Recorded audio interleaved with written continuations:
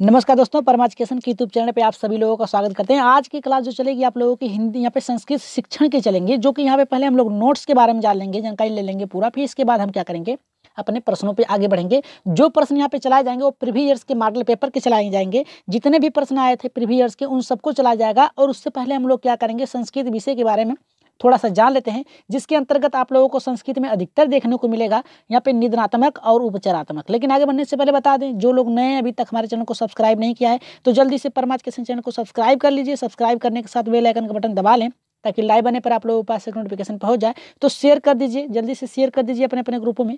Share तो कर ही देते हैं आप लोग, एक बार जल्दी से फिर शेयर कर दीजिए। और जो लोग नए हैं अभी जुड़े हैं अभी तक लाइक नहीं किया तो जल्दी से लाइक भी कर दीजिए। जी चलिए, एक बार हेडिंग डालिए सभी लोग। गुड इवनिंग सभी लोगों को। जल्दी से एक बार हेडिंग डालिए। हेडिंग डालिए आप लोग, संस्कृत भाषा में निदानात्मक और उपचारात्मक शिक्षण। ठीक है, जो बहुत ही महत्वपूर्ण यहाँ पे होगा आप लोगों का सीजन, क्योंकि इसी पे पूरा संस्कृत ही टिका हुआ है। इसी से आप लोगों के प्रश्न आते हैं। उपचारात्मक, निदानात्मक, यहाँ पे संप्रेषण, ये सभी प्रश्न जो होते हैं आप लोगों को आएंगे। स्वाभाविक हो गया, इसके अनुसार ही प्रश्न आएंगे। तो जल्दी से क्या करिए, हेडिंग डालिए आप लोग। जी हेडिंग डालिए आप लोग, क्या डालिए, संस्कृत भाषा में निदानात्मक और उपचारात्मक शिक्षण। और सभी लोग कमेंट करते चलिएगा। पहला हमारा जो यहाँ पे है टॉपिक निदानात्मक शिक्षण। निदानात्मक शिक्षण होता क्या है? देखिए, निदानात्मक जो शिक्षण होता है शैक्षणिक निदान वह प्रक्रिया है जिसके द्वारा लक्षणों के आधार पर बालक बालिकाओं की कठिनाइयों का ज्ञान का पता लगाया जाता है। मतलब देखिए, निदानात्मक जो होता है एक निरीक्षण होता है। आप देखते हैं उसका कठिनाई क्या है, उसको जानकारी प्राप्त करते हैं कि इनको कौन से उपचारात्मक कार्य दिया जा सकता है। तो निदानात्मक का कार्य यही होता है कि आपकी कठिनाइयों का पता लगाना। अब बात करेंगे दूसरा, शैक्षणिक के दो प्रयोजन होते हैं। याद रखिएगा, शैक्षणिक के दो प्रयोजन होते हैं। जो निदानात्मक होता है उसके अंतर्गत शैक्षणिक के दो प्रयोजन होते हैं। पहला जो हमारा आता है यहाँ पे, यह जानना कि विषय वस्तु से संबंधित छात्रों की कठिनाई क्या है, ये निदानात्मक के अंतर्गत ही आएगा। और दूसरा जो हमारा यहाँ पे जाएगा वह विशिष्ट कठिनाई कौन सी है जिसका उपचार करना है। मतलब ये है कि पहले आप ये निदानात्मक में जानेंगे कि उसकी कठिनाई क्या है, जो पढ़ा रहे हैं उससे संबंधित है या फिर उससे बाहर है। जब ये पता चल जाएगा तो आप ये जानने का प्रयास करेंगे कि आखिर उससे किस चीज की चाहिए उपचारात्मक कार्य। तो ये जानने के लिए हम क्या करते हैं, उनका निरीक्षण करते हैं, निदानात्मक कार्य करते हैं। तो चलिए नेक्स्ट टॉपिक्स पे आगे बढ़ते हैं।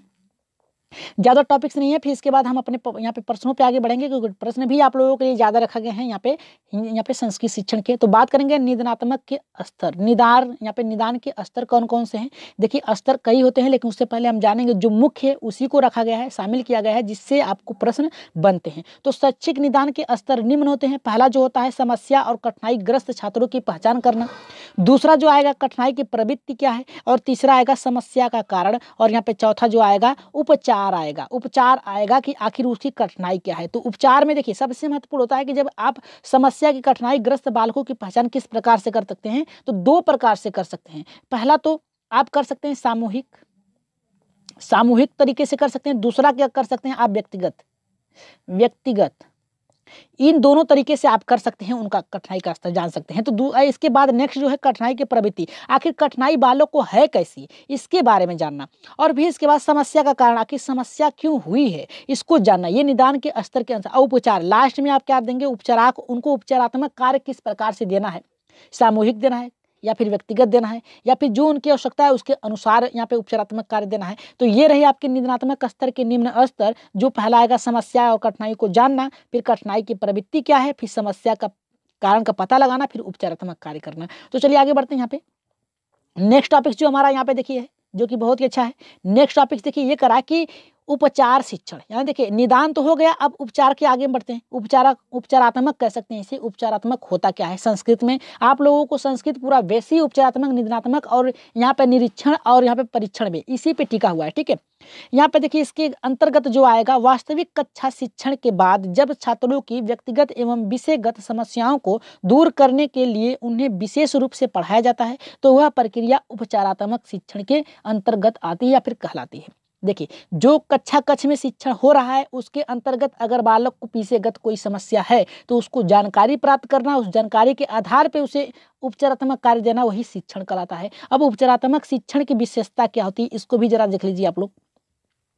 देखिए, लाइक करते चलिए सभी लोग, एक बार लाइक कर दीजिए और कमेंट तो करते चलिए। अगर आप लोगों को अगर ये प्रश्न करना है तो प्रश्न पे ही चलेंगे डायरेक्ट। अगर आप लोगों को थोड़ा सा नोट्स और लगा है एक टॉपिक अगर उससे देखना है तो वो भी यस कर दीजिए। चलिए देख लेते हैं, 2 टॉपिक्स बचा है उससे भी देख लेते हैं। पहला देखिए यहाँ पे क्या आता है, उपचारात्मक शिक्षा हमेशा वास्तविक शिक्षण के बाद होती है। मतलब क्या है कि जब कोई कार्य आप कर रहे हैं, याद रखिएगा, जब कोई कार्य कर रहे हैं उसके बाद जब आप जानेंगे कि बालक कितना सीखा है, कितना नहीं सीखा है, उसकी कठिनाई क्या है, यानी वास्तविक मतलब क्या है कि मूर्त रूप में जब होगा तभी आप कर सकते हैं। ऐसा नहीं जब तक आप उससे बात नहीं करेंगे तब तक आप उसकी जो कठिनाई उसे जान नहीं सकते हैं। ठीक है, तो ये हो गया हमारा वास्तविक।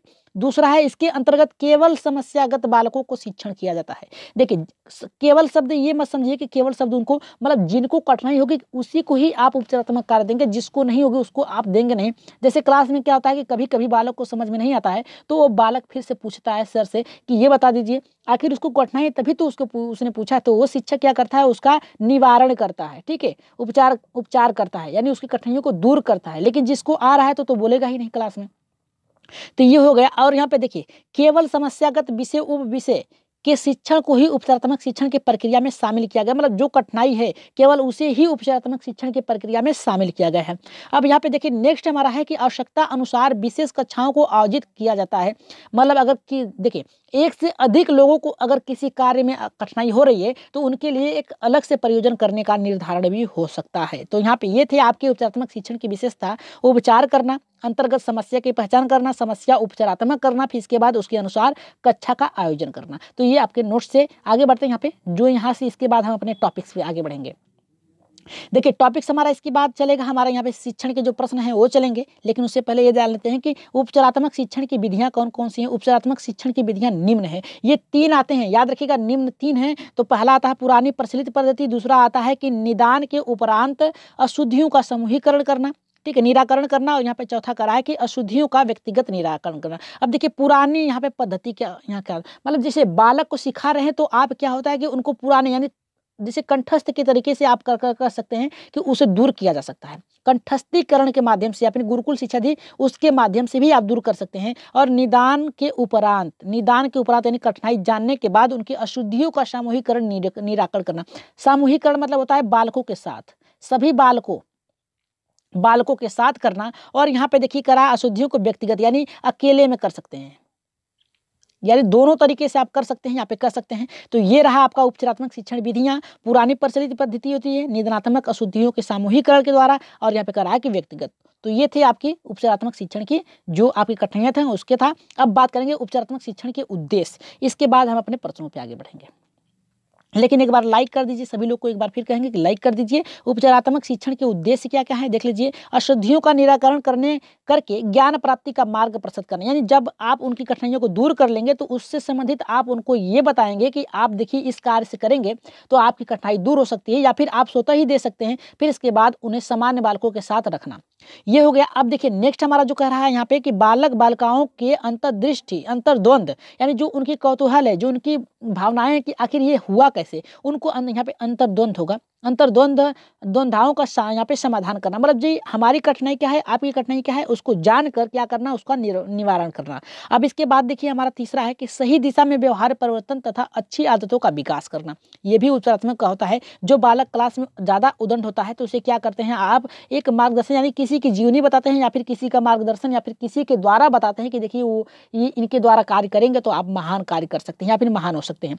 फिर इसके बाद चौथा हमारा ये अच्छे आदर्शों की स्थापना करना, मतलब मूल्यों पर निर्धारित उनको उपदेश देना, या फिर कह सकते हैं कि उन्हें ऐसे मार्ग पर ले जाना जो उनकी एक रास्ता, यानी क्या कर सकते हैं, उन्हें लक्ष्य प्राप्ति में उनके मार्गदर्शक हो। तो ये होता है आपका उपचारात्मक शिक्षण के उद्देश्य। अशुद्धियों को दूर करना, बालक बालिकाओं के द्वंद्वों को समाधान करना, फिर इसके बाद व्यवहारिक परिवर्तन में आदत को ढालना, फिर इसके बाद अच्छी आदतों का स्थापन करना। आगे बढ़ते हैं यहाँ पे। अब प्रश्न पे अपने आगे बढ़ते हैं कि पहला प्रश्न हमारा बहुत ही अच्छा है और सभी लोग एकदम अच्छे से प्रश्नों को सॉल्व करिएगा। देखिए क्या कह रहा है हमारा पहला प्रश्न। देखिए पहला प्रश्न हमारा ये कह रहा है कि भाषायाः अधिगम समय किम प्रथम अगच्छति, मतलब भाषा अधिगम के समय कौन सा प्रथम आपको होना चाहिए, प्रथम कार्य क्या होना चाहिए, या फिर शिक्षक का। तो पहला देखिए क्या कह रहा है हमारा यहाँ पे, अर्थ समझ में आना चाहिए, उभय रूप समझ में आना चाहिए, वर्णमाला समझ में आना चाहिए, या फिर रूपम समझ में आना चाहिए। तो इसका राइट आंसर क्या होगा, जल्दी से कमेंट करिए आप लोग। तो जी इसका कमेंट करिए, जल्दी से आप लोग कमेंट करिए। इसका देखिए राइट आंसर जो जाएगा यहाँ पे किसके साथ जाएगा, अर्थम के साथ जाएगा, यानी अर्थ होगा। यानी कोई भी कार्य करते समय आपको अर्थ आना चाहिए। तो राइट आंसर इसका जो जाएगा पहले, क्योंकि भाषा के ज्ञान, याद रखिएगा भाषा के ज्ञान अधिग्रहण के समय पर सर्वप्रथम अर्थ का आना सुनिश्चित रहता है। याद रखिएगा, यहाँ कह रहा है कि भाषा अधिगम समय किम प्रथम आगच्छति, यानी भाषा अधिगम के समय क्या आना जरूरी होता है। तो सर्वप्रथम पहले सोपान के भाषा का ज्ञान अर्थ के ज्ञान पर निर्भर होता है, अर्थात कह सकते हैं अर्थ ज्ञान भाषागत गते गमती भूमिका गच्छति। तो राइट आंसर यहाँ पे जो जाएगा, यहाँ पे हमारा किसके साथ जाएगा, पहले के साथ जाएगा। ठीक है, आगे बढ़ते हैं दूसरे प्रश्न पे। बहुत ही अच्छे तरीके से आप लोगों ने किया इस प्रश्न को, टॉप प्रश्न रखे गए हैं, इसमें आप लोगों को बहुत ही अच्छे तरीके से समझते हुए प्रश्नों को रख चलना है आगे। यहाँ पे देखिए दूसरा हमारा कह रहा है कि अधोलिखित वाक्य भी कथन, यहाँ पे कथनम न समीचीन, मतलब कह रहा है यहाँ पे कि इसमें देखिए जो अधोलिखित मतलब जो पाठ लिखा गया है उसके क्रम में कौन सा समीचीन है, यानी कौन सा सही है। पहला देखिए यहाँ पे क्या कर रहा है कि इतर विषयाणाम अधिगम काले भाषागतम भवति। दूसरा कर रहा है यहाँ पे कि विषयाणाम अधिगम भाषा द्वारा भवति। और तीसरा कर रहा है कि भाषा अधिगमनात् व्याकरणम गच्छत आवश्यकता अस्ति। और यहाँ पे तीसरा कर रहा है सर्वे भाषा अधिगमा विषयाधिगमा भवति। तो राइट आंसर यहाँ पे क्या होगा, जल्दी से इसका कमेंट कर दीजिए। तो जी यहाँ पे राइट आंसर देखिए सर्वे दे दिया है, तो सर्वे में सभी आ जाएगा। इतर विषय यानी अलग से विषय पढ़ने की बात कर रहा है। विषयाणाम अधिगम भाषा द्वारा भवति, यानी विषयों को आप भाषा के द्वारा पढ़ाएंगे। और यहाँ पे कह रहा है कि भाषा अधिगम यानी भाषा को सीखते समय व्याकरण अधिगम की आवश्यकता होती है, ये भी सही है कि होती है, लेकिन ये तीनों ही आपके समाहित हो जाएंगे सर्वे भाषा अधिगम विषय भवति। यानी क्या है कि देखिए क्या है कि सर्वे भाषा यहाँ पे भाषा अधिगम विषयागम भवति, यानी अर्थात कर सकते हैं कि उपयुक्त चारों विकल्पों की यह विकल्प अशुद्ध यहाँ पे शुद्ध लगता है। क्योंकि देखिए इसमें क्या होता है कि अशुद्ध अप्रमाणिक है, क्योंकि ऐसे कदापि नहीं हो सकता कि सभी भाषाओं का ज्ञान मात्र विषयगत ज्ञान से पूरा हो सकता है। तो इसका राइट आंसर जाएगा सर्वे के साथ जाएगा। ठीक है, न समीचीन यानी नहीं है, तो यहाँ पे देखिए राइट आंसर जाएगा यहाँ पे चौथे के साथ जाएगा। आगे बढ़ते हैं यहाँ पे तीसरे प्रश्न पे। देखिए तीसरा प्रश्न भी बहुत अच्छा है। तीसरा करा है कि श्यामः कक्षाया छात्राणां युगलेषु विभजति प्रत्येकम युगलम बोधपट्यम, यानी बोधपट्यम का मतलब कह सकते हैं फ्लैश कार्ड। तीर्ति यहाँ पे करा तीर्ति अंतरम सहतान ध्यान पूर्वक पठित्वात लेखन निर्देशति एवं सह पठि कुर्वन्ते यहाँ पे प्रयते। तो राइट आंसर यहाँ पे क्या जाएगा, देखिए पहला कह रहा है कि पारस्परिक भाषा संभारम, दूसरा कह रहा है कि पारस्परिक श्रुत लेखनम, तीसरा कह रहा है कि सामूहिक श्रुत लेखन, और यहाँ पे चौथा कह रहा है कि पारस्परिक पठनम। तो राइट आंसर यहाँ पे क्या जाएगा, जी जल्दी से कमेंट कर दीजिए। तो इसका जी जल्दी से इसका कमेंट करिए इसका।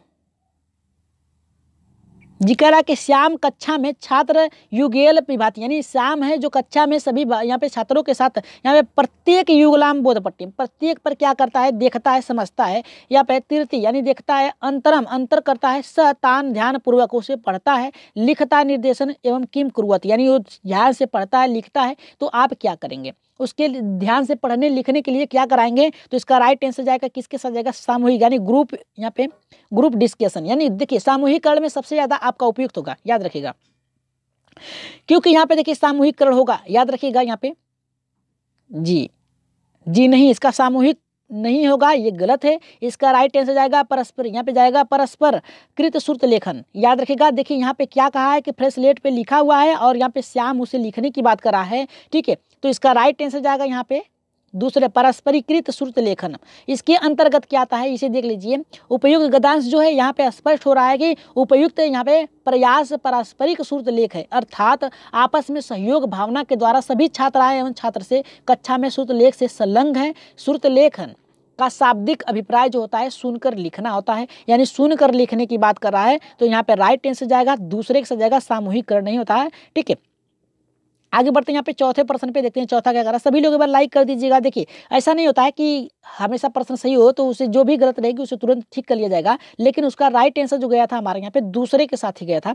अब देखिए चौथा हमारा क्या कर रहा है, चौथा ये करा है कि पठनस्य शिखर पादक्रम पद्धति अध्यय, यहाँ पे करा कि अध्येता, मतलब कर रहा है यहाँ पे देखिए कर रहा है कि पढ़ने की शिखर पाद क्रम पद्धति का अध्यय क्या है। तो यहाँ पे पहला करा है कि यहाँ पे देखिए करा है पहला कि पूर्णतः अवयवान प्रति गच्छति, और यहाँ पे दूसरा करा है लंबमान गच्छति, तीसरा करा है कि प्रस्यमान गच्छति, और यहाँ पे तीसरा करा है कि अवभ्यम पूर्णम प्रति गच्छति। तो उसका राइट आंसर क्या जाएगा, जल्दी से बताइए। यहाँ पे कहा क्या है कि पढ़ने के शिखरवाद क्रम पद्धति का अध्यय। ठीक है, अध्यय क्या है, तो यहाँ पे देखिए पहला होगा पूर्णतः होगा, लंबवत होगा, प्रतिशत प्रत्यमान प्रसम्यमान होगा या फिर कह रहा है कि अवभ्यम होगा। तो इसका राइट आंसर जो जाएगा यहाँ पे चौथे का पहले के साथ जाएगा। किसके साथ जाएगा? पहले के साथ जाएगा। पूर्णतया अवयम प्रति गच्छति होता है। पढ़ने के जो शिखरवाद क्रम पद्धति अध्याय जो होती है पूर्ण अवयम अवयम अथवा मतलब होता है। यहाँ पे देखिए अगर बात करेंगे पूर्णतः अवयम क्या होता है तो ये जो होता है आपका बता दें कि तथ्य होता है। क्या होता है? तथ्यों होता है, तथ्य होता है। ठीक है, तथ्यों की ओर आता है। अर्थात शिखर पद पद्धति वह पद्धति कराती है जिसमें रुचिकर्ता का अध्ययन करता शब्द पूर्णतः अवयवों को प्राप्त करता है। मतलब पढ़ाने वाले का क्या होता है? ध्यान केंद्रित करता है। तो इसका राइट आंसर जो जाएगा यहाँ पे किसके साथ जाएगा? पहले के साथ जाएगा। ठीक है, आगे बढ़ते हैं। यहाँ पे 5वें प्रश्न पे देखते हैं। 5वां प्रश्न क्या कर रहा है कि केचन बालया कक्षयाम कक्षयाम अबोधन कारणम भवति भाव न बंधति एतत् अस्ति। ठीक है, तो इसका क्या होगा जल्दी से बताइए। यहाँ पे पहला हमारा करा है कि परिवेश बाधा, दूसरा सामाजिक बाधा, तीसरा करा है कि शारीरिक बाधा, चौथा करा है कि मनोवैज्ञानिक बाधा। करा है कि कौन से? यहाँ पे करा है कि केचन बालया एक बालक कक्षा में अवरोधन यानी उसकी अवरोध हो रही है पढ़ने में। ठीक है, भवती बाधा न बोधती अस्थि प्रति मतलब करा है कि कक्षा में जो बालक है, ठीक है, उसके बाधा पड़ रही है तो उसके लिए क्या कर सकते हैं? तो उसकी बाधा का क्या कारण है? परिवेश बाधा है, सामाजिक बाधा हो सकती है, शारीरिक बाधा हो सकती है, मनोवैज्ञानिक बाधा होती है। न यहाँ पे करा है कि नहीं हो सकती है, यानी बालक के अबोधन के लिए कौन सी बाधा नहीं हो सकती है?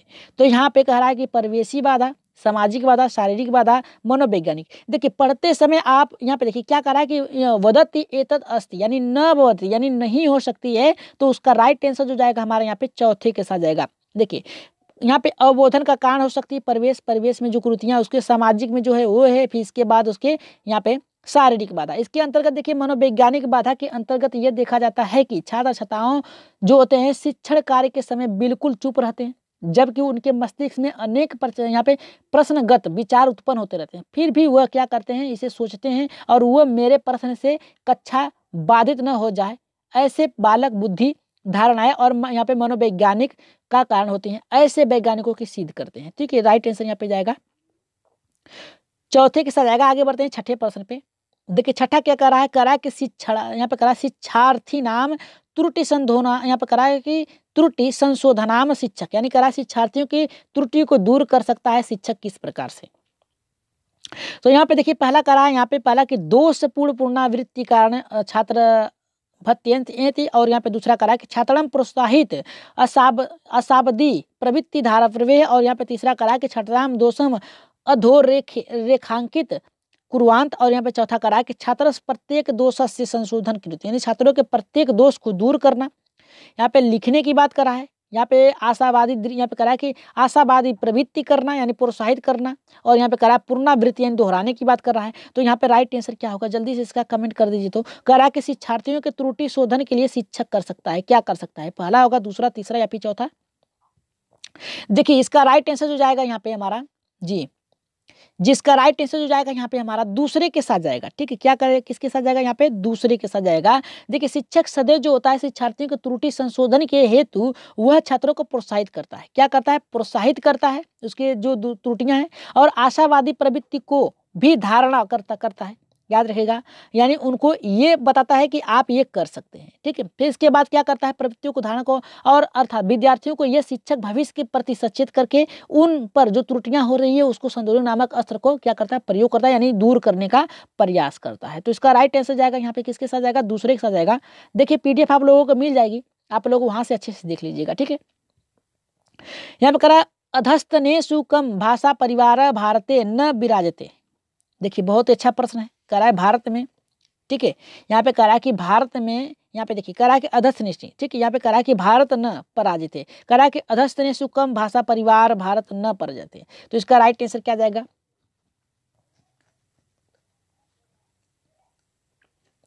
जल्दी से बताइए यहाँ पे भारत में किस प्रकार की यहाँ पे जो भाषागत परिवार मिलता है? पहला करा कि द्रविड़, दूसरा तिब्बती वर्मन, तीसरा करा कि अल्ताइक, यहाँ पे चौथा करा कि इंडो आर्यन।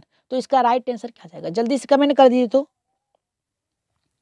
जी इसका राइट देखिए यहाँ पे न तो हमारा इंडो आर्यन के साथ जाएगा, याद रखिएगा। यहाँ पे देखिए कौन सा नहीं मिलता है, याद रखिएगा, द्रविड़ भी मिलता है, यहाँ पे द्रविड़ भी मिलता है, यहाँ पे मिलता है तिब्बत बर्मन भी मिलता है, इंडो आर्यन भी मिलता है, लेकिन कौन नहीं मिलता है? तो अल्ताइक नहीं मिलता है, याद रखिएगा। ठीक है, भारत में जो होता है देखिए भारत में भारत में दृढ़ एवं परिपक्व भाषा परिवार का विश्लेषण मिलता है। याद रखिएगा, विद्वानों ने अपने ज्ञान की खोज एवं सिद्ध किया है कि इसमें द्रविड़ भाषा परिवार का मुख्य है। प्रश्न यहाँ पे करा, प्रश्नानुसार जो तिब्बत भाषा है, यहाँ पे वर्मन है, इंडो है, ठीक है। याद रखिएगा ये सब क्या है, भारत के प्रमुख यहाँ पे बोलियां हैं। तो याद रखिएगा केवल नहीं है, नहीं की बात किया, भारत में नहीं बोले जाते हैं, तो यहाँ पे राइट आंसर जाएगा किसके साथ जाएगा, तीसरे के साथ जाएगा, ठीक है। ये द्रविड़ भी भाषा बोली जाती है, तिब्बत बर्मन भी बोला जाता है और इंडो आर्यन भी बोला जाता है, लेकिन ये ही नहीं होगा। आगे बढ़ते हैं यहाँ पे 8वें प्रश्न पे, देखते हैं 8वां क्या कह रहा है। पठन नाम है, यानी पठन का, पढ़ने का नाम क्या है। तो पढ़ने का नाम क्या है, पहला करा है कि अक्षराणाम शब्दनाम च कृत ज्ञानम, दूसरा करा है कि संपूर्ण शब्दावल्यम अधिगम, और यहाँ पे तीसरा करा है कि भाषा अधिगमम, और चौथा करा है कि अर्थकरणम। तो इसका राइट आंसर 8वें का क्या जाएगा, जल्दी से कमेंट कर दीजिए। तो यहाँ पे पठन क्या है, जल्दी से बताइए पठन क्या है। तो इसका राइट आंसर जो जाएगा हमारे यहाँ पे किसके साथ जाएगा, यहाँ पे जल्दी से कमेंट करिए जी, चौथे के साथ जाएगा, किसके साथ जाएगा, अर्थकरणम। यानी पढ़ते समय आपको अर्थ समझ में आना चाहिए, यही प्रश्न बनता है। देखिए पठन का अर्थ कारण जो होता है वो सहायक होता है, क्योंकि जब आप किसी पाठ को पढ़ते हैं तो पढ़ने के प्रथम सोपान में भाषा के अंतर्गत अर्थ ज्ञान ही होता है। इस क्या होता है, जब आप पढ़ते हैं तो इसको इस अधिगम्य से क्या होता है ये समझने का कोशिश करते हैं। तो अधिगम्य से होता है सीखना, क्या होता है, सीखना होता है। तो आप जान गए, तो यानी पढ़ते समय आप अर्थ ग्रहण कर सकते हैं। तो इसका राइट आंसर जाएगा यहाँ पे किसके साथ जाएगा, चौथे के साथ जाएगा। आगे बढ़ते हैं 9वें प्रश्न पे। 9वां प्रश्न देखिए, संस्कृत भाषा ऐसी है कि कुछ त्रुटियां हो जा रही हैं, तो उसके लिए क्षमा चाहेंगे, क्योंकि संस्कृत भाषा ऐसी है सबको नहीं आती है। आती है मतलब हिंदी में समझा सकते हैं, आपको बता सकते हैं, लेकिन कुछ ऐसे शब्द होते हैं जिसे क्या होता है कि स्पष्ट रूप से नहीं पढ़ सकते हैं। यहाँ पे पंडित जी सब कोई नहीं है, ठीक है। तो यहाँ पे देखिए क्या कर रहा है हमारा 9वां, कि अनुमानम एकम उपकौशल अस्ति। तो राइट आंसर इसका क्या होगा, पहला करा कि टिप्पणीकरणम, पठनस्य समूहीकरणम, और यहाँ पे चौथा करा कि सारांश करणम। तो राइट आंसर यहाँ पे इसका जल्दी से कमेंट कर दीजिए। तो जी जल्दी से कमेंट करिए, 9वें का राइट आंसर क्या होगा शिक्षण अभ्यास में, जल्दी से बताइए यहाँ पे, जल्दी से बताइए इसका राइट आंसर क्या होगा। जी इसका राइट आंसर जाएगा किसके साथ जाएगा, दूसरे के साथ जाएगा, पठनस्य अनुमानम एकम उपकौशलम अस्ति, यानी उपकौशल कौन सा है अनुमान के अनुसार। तो यहाँ पे राइट आंसर जाएगा रीडिंग, यानी पढ़ना, यानी पठनस्य होगा। कैसे होगा इसके बारे में जानना है। देखिए शिक्षाणाम अभ्यासम में पठन के कौशल का वर्णन मिलता है। याद रखिएगा, लेखन कौशल, श्रुत कौशल, उच्चारण कौशल, ठीक है, आदि। इस प्रकरण के अनुमान भी एक कौशल है, लेकिन अनुमान का एक उपकौशल भी है जो पठन कौशल के अंतर्गत आता है। याद रखिएगा, अनुमान लगाने की बात किया है कि अनुमान कौन सा उपकौशल है, तो आपका जो उपकौशल आएगा यहाँ पे पठन के साथ आएगा। राइट आंसर यहाँ पे जाएगा किसके साथ जाएगा, दूसरे के साथ जाएगा। यहाँ पे आगे बढ़ते हैं, यहाँ पे 10वें प्रश्न पे, सुनीतयाः भाषा नियमा रूपणाम च ज्ञानम अस्ति एतेन तस्या विकास अस्ति। अब देखिए बहुत ही अच्छा है कि सुनीता नामक एक छात्र है जो भाषा को क्या करती है, नियमों को, रूपों को ज्ञान प्राप्त करती है। तो उसके लिए क्या करेंगे आप। तो यहाँ पे देखिए पहला करा है हमारा कि भाषिक, यहाँ पे करा भाषिक सामर्थ्य, दूसरा करा कि बहुभाषिक सामर्थ्य, और तीसरा करा कि द्विभाषिक सामर्थ्य है, और यहाँ पे चौथा करा कि संप्रेषण कौशल सामर्थ्य है। तो इसका राइट आंसर क्या होगा, जल्दी से कमेंट कर दीजिए। तो इसका जी इसका राइट आंसर जो जाएगा यहाँ पे पहले के साथ जाएगा, किसके साथ जाएगा, यहाँ पे भाषिक सामर्थ्य, यानी उसको भाषा का ज्ञान है, तभी तो उसके ज्ञान को, उसके रूपों को समझ ले रही है। तो इसके बारे में थोड़ा सा जान लेते हैं। देखिए सुनीता जो है एक छात्र है, वो क्या करती है, यहाँ पे देखिए सुनीताया भाषाया रूपेण च ज्ञानम अस्ति, मतलब सुनीता नामक एक छात्र है जो भाषा के नियमों और रूपों का ज्ञान रखती है। ऐसे ज्ञान विकास भाषा सार्थक के अंतर्गत आता है, अर्थात भाषा में पकड़ एवं रुचि भी भाषा सार्थक का उदाहरण कहलाता है। अन्य 3 विकल्पों में जो उचित है वो यहाँ पे देखिए राइट आंसर यहाँ पे किसके साथ जाएगा, यहाँ पे पहले के साथ जाएगा। आगे बढ़ते हैं, यहाँ पे 11 प्रश्न पे देखते हैं 11 का क्या जा रहा है। 11 का ये करा है कि भाषा अधिगमार्थ निवेश पाठस्य कृते प्रमाणिक ग्रंथस्य आवश्यकता किम भवति। करा भाषा अधिगम के यहाँ पे निवेशित पाठ के लिए कौन सा प्रमाणिक ग्रंथ आवश्यक हो सकता है। तो यहाँ पे देखिए पहला करा कि एतेन, यहाँ पे करा कि अभिव्यक्ति प्रमाणिकता प्रदर्शनते, दूसरा करा एतेन लेखनम परिचय भवति, तीसरा करा कि एतेन नवीन कारस्य सार्वजनिक भवति, चौथा करा कि एतेन स्वाभाविक भाषाया प्रदर्शनी भवति। तो राइट आंसर यहाँ पे 11 का जाएगा। जी जल्दी से बताइए यहाँ पे। तो यहाँ पे करा है कि भाषा अधिगम अर्थ के संबंध में निवेशित पाठ के अंतर्गत प्रमाणित भाषा का प्रदर्शन होता है। तो इसका राइट आंसर जाएगा यहाँ पे पहले से जाएगा। किसके साथ जाएगा, यहाँ पे करा कि भाषा अधिगम के अर्थ के संबंध में किस पाठ का किस पाठ का निवेशित मिलता है। तो यहाँ पे प्रमाणित प्रदर्शन का होता है, क्योंकि इसके अंतर्गत स्वयं अर्जित ज्ञान का प्रयोग बालक अध्ययन के समय पाठों के यहाँ पे करा प्रयोगार्थ सूचक के अर्थार्थ के प्रयोग करता है। मतलब जब उसको ज्ञान प्राप्त हो जाएगा तभी वो करेगा। तो इसका राइट आंसर जो जाएगा यहाँ पे किसके साथ जाएगा, यहाँ पे पहले के साथ जाएगा। ठीक है, आगे बढ़ते हैं। यहाँ पे देखिए कह रहा है हमारा कि सुंदरी एकस्य अभ्यास, यहाँ पे कह रहा है अभ्यास कारस्य नियोजनम कृत भवति यस्मिन् या प्रत्येक पंचम शब्द लोपम कृत्या एतत् अभ्यास कारेण अस्ति। तो इसका देखिए पहला कह रहा है हमारा, क्या कह रहा है, पहला व्याकरण परीक्षा, लेखनी परीक्षा, रिक्त स्थान पूर्ति और कह रहा है कि अनुमान कार्यस्य। तो इसका राइट आंसर क्या जाएगा, जल्दी से बताइए। कि सुंदरी नाम की एक बालिका अपने अभ्यास कार्य को संपन्न करती है। किस प्रकार करती है भैया, व्याकरण के द्वारा करती है, लेखन के द्वारा करती है, रिक्त पूर्ति करती है और यहाँ पे करा अनुमान कार्य करती है। जी इसका राइट आंसर जो जाएगा यहाँ पे हमारा किसके साथ जाएगा, यहाँ पे जी तीसरे के साथ जाएगा। रिक्त पूर्ति, जो उसकी अभ्यास करती है, जो उसकी कमियां हैं उसको दूर करने के लिए करती है, जो छूट गया है उसके लिए करती है। तो राइट आंसर यहाँ पे जाएगा किसके साथ जाएगा, व्याकरण जो होगा नियम से, लेखन आपका अभ्यास से जाएगा। लेकिन यहाँ पे क्या कह रहा है कि प्रत्येक पंचम, देखिए क्या कहा है, प्रत्येक पंचम लोप क्रियंती। जो सुंदरी नाम का एक लड़की है वो क्या करती, बालिका है, जो अभ्यास करती है, संपन्न करती है, उसमें प्रत्येक 5 पदों का लोप वह बालिका करती है। क्या कर, जब पढ़ती है, अभ्यास करती है तो 5 पद का लोप कर देती है, यानी 5 पद को छोड़कर आगे बढ़ जाती है। ठीक है, तो वो क्या कर रही है, यानी रिक्त पदों को छोड़ रही है। जैसे क्या है कि देखिए हम यहाँ पे लिख रहे हैं, यहाँ पे आलोक लिख रहे हैं, ठीक है, आलोक लिख रहे हैं, फिर इसके बाद डैश दे रहे हैं, फिर इसके बाद क्या कर रहे हैं, लिख रहे हैं है। अब आलोक क्या है, यक्ष है, ठीक है, मान लीजिए यक्ष है, ठीक है, आलोक क्या है, आलोक यक्ष है, लेकिन किसका है, इसमें क्या भरा जाएगा पता नहीं, यहाँ पे यक्ष मान लेते हैं इसको। ठीक है, तो यहाँ पे राइट आंसर जो जाएगा यहाँ पे किसके साथ जाएगा, यहाँ पे तीसरे के साथ जाएगा। आगे बढ़ते हैं, यहाँ पे 13वें प्रश्न पे देखते हैं 13 का क्या कर रहा है। करा कि आदौ नियम ज्ञानम अंतरम तस्य प्रयोग इति व्याकरणम अस्ति। तो पहला करा है हमारा कि अवरोहात्मक व्याकरण, नवीन व्याकरण, व्याख्यानात्मक व्याकरण, आरोहात्मक व्याकरण। तो इसका राइट आंसर क्या जाएगा, जल्दी से इसके कमेंट कर दीजिए। तो यहाँ पे 13 का राइट आंसर क्या जाएगा, जी 13 का राइट आंसर जाएगा यहाँ पे पहले के साथ जाएगा। बिना समय गवाए हुए बता दें कि पहला जाएगा प्रारंभ में नियम ज्ञान के बाद उसका प्रयोग करना चाहिए। याद रखिएगा, व्याकरण ज्ञान का अवरोधन व्याकरण ज्ञान के अंतर्गत आता है। अर्थात कह सकते हैं हम कि पहले नियम बताना, इसके बाद में क्या करना है, उसके बाद में प्रयोग करना। तो ये राइट आंसर यहाँ पे क्या जाएगा, पहले के साथ जाएगा। किसके साथ जाएगा, यहाँ पे पहले के साथ जाएगा। आगे बढ़ते हैं 14 प्रश्न पे। यहाँ पे करा कि यात्रा वृत्तम एकाविधा अस्ति।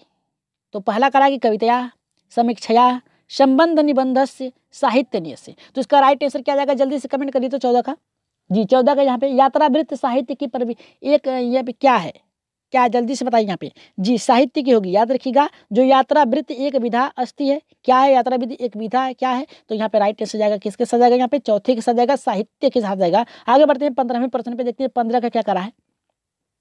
करा कि शब्द वाली ज्ञानम अर्थम अबोध लिखनम कथनम आदर्श भूमि, यहाँ पे आदर्श भूतनम। तो इसका देखिए क्या कह रहा है, कह रहा है कि यहाँ पे कह रहा है कि शब्दावली लिखने के ज्ञान में अधोलिखित किम का आदर्श न आदर्श होती, यानी शब्दावली के अंतर्गत कौन सा आदर्श वचन नहीं है। तो पहला करा है कि समान विशेष शब्दानाम एकत्र अधिगम, दूसरा करा है कि संदर्भ अनुसार नवीन शब्दान अर्थ अनुमान, तीसरा करा है कि शब्द अनुमान रूपेण, यहाँ पे करा है कि कुटा अधिगम, तीसरा करा है कि पृथक कठिन शब्दानाम अधिगम। तो इसका राइट आंसर आप लोग कमेंट में देंगे। सभी लोगों के लिए एक प्रश्न छोड़ा जा रहा है हर बार की तरह। इसका राइट आंसर आप लोग कहाँ देंगे, कमेंट में देंगे। और रात में आप लोगों की चलेगी गणित के शिक्षण के, जिसमें आप लोगों के बहुत ही टॉप प्रश्न रखे जाएंगे गणित शिक्षण के।